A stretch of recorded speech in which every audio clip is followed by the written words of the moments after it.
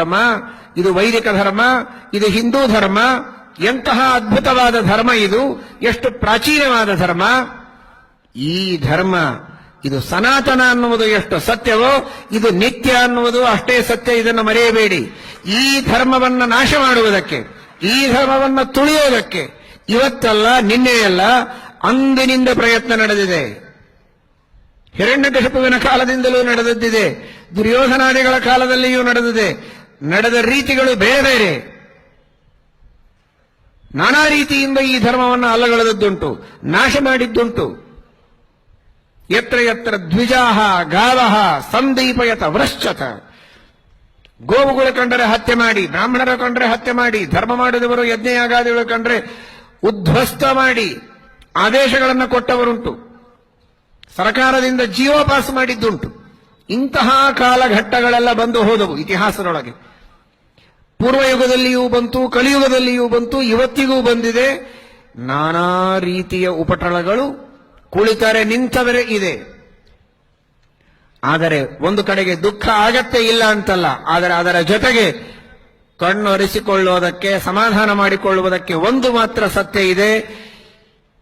ಎಷ್ಟೇ ಅನ್ಯ ಧರ್ಮೀಯರ ಆಕ್ರಮಣ ಇರಬಹುದು, ನಾನಾ ರೀತಿಯ ಉಪಟಳಗಳಿರಬಹುದು, ಸರ್ಕಾರದಿಂದಲೂ ತೊಂದರೆ ಇರಬಹುದು, ಹತ್ಯೆಯನ್ನೂ ಮಾಡಬಹುದು, ಏನಾದರೂ ಮಾಡಬಹುದು. ಭಯೋತ್ಪಾದಕರು ಇನ್ನೂ ಬೇಕಾದಷ್ಟು ಬೆಳೆಯಬಹುದು. ಏನಾದರೂ ಈ ಧರ್ಮ ಶಾಶ್ವತ, ಇದು ನಿತ್ಯ, ಇದು ಉಳಿಯುತ್ತೆ. ಇದರಲ್ಲಿ ಸಂಕೋಚವಾಗತ್ತೆ, ಇದರಲ್ಲಿ ವಿಕಾರ ಆಗತ್ತೆ, ಇದರಲ್ಲಿ ನಾನಾ ರೀತಿಯ ಹಿಂದೆ ಮುಂದೆ ಆಗತ್ತೆ. ಆದರೆ ಧರ್ಮದ ನಾಶ ಆಗೋದಿಲ್ಲ, ಆಗೋದಿಲ್ಲ, ಆಗೋದಿಲ್ಲ. ಇದು ಸತ್ಯ ಅನ್ನೋ ಮಾತನ್ನ ನಾವು ತಿಳಿಯಬೇಕು. ಕಾರಣ ಇಷ್ಟೇ ಇದೆ, ಈ ಧರ್ಮದ ರಕ್ಷಣೆ ಕಾಲ ಕಾಲಕ್ಕೆ ಇಷ್ಟಿಷ್ಟು ಆಗಬೇಕು ಅಂತ ನಮಗಾಗಿ ಪ್ರಾರ್ಥನೆ ಮಾಡುವುದಕ್ಕೆ ಅಲ್ಲಿ ಕುಳಿತಿದ್ದಾರೆ. ನಾರದರಿದ್ದಾರೆ, ಬ್ರಹ್ಮದೇವರಿದ್ದಾರೆ, ವಾಯುದೇವರಿದ್ದಾರೆ, ಮಹಾಮಹಾದೇವತೆಗಳಿದ್ದಾರೆ. ಈ ಕಾಲಕ್ಕೆ ಇಷ್ಟಿಷ್ಟು ಧರ್ಮ ಉಳಿಯಬೇಕು ಅಂತ ದೇವರಲ್ಲಿ ಮೊರೆಹೊಕ್ಕು ತಮ್ಮ ತಪಸ್ಸಿನಿಂದ, ತಮ್ಮ ತಪಸ್ಸಿನ ಪ್ರಭಾವದಿಂದ ಧರ್ಮದ ರಕ್ಷಣೆಯನ್ನ ಮಾಡುವುದಕ್ಕೆ ಅವರೆಲ್ಲ ಇದ್ದಾರೆ.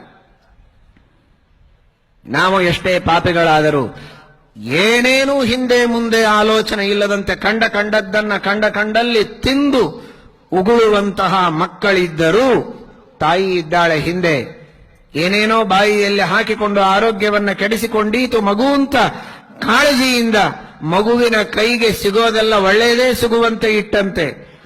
ಅಥವಾ ತಪ್ಪಿ ಏನಾದರೂ ಬೇರೆದನ್ನ ಹಾಕಿಕೊಂಡ್ರೆ ಕೂಡಲೇ ಅದನ್ನು ಕಸಿದುಕೊಂಡು ಎಸೆಯುವಂತೆ ನಾವುಗಳು ತಾಯಿಯನ್ನ ನೋಡದಿದ್ದರೂ ನಮ್ಮನ್ನ ತಾಯಿ ನೋಡುವಂತೆ, ನಾವು ಆ ನಾರದರ ಕಡೆಗೆ ಗಮನ ಕೊಡದಿದ್ದರೂ, ವಸಿಷ್ಠ ವಾಮದೇವಾದಿಗಳ ಕಡೆಗೆ ಗಮನ ಕೊಡದಿದ್ದರೂ, ಬ್ರಹ್ಮಾದಿ ದೇವತೆಗಳನ್ನ ಚಿಂತಿಸದಿದ್ದರೂ ಕೂಡ ಅವರು ನಮ್ಮನ್ನ ಗಮನಿಸಿದ್ದಾರೆ.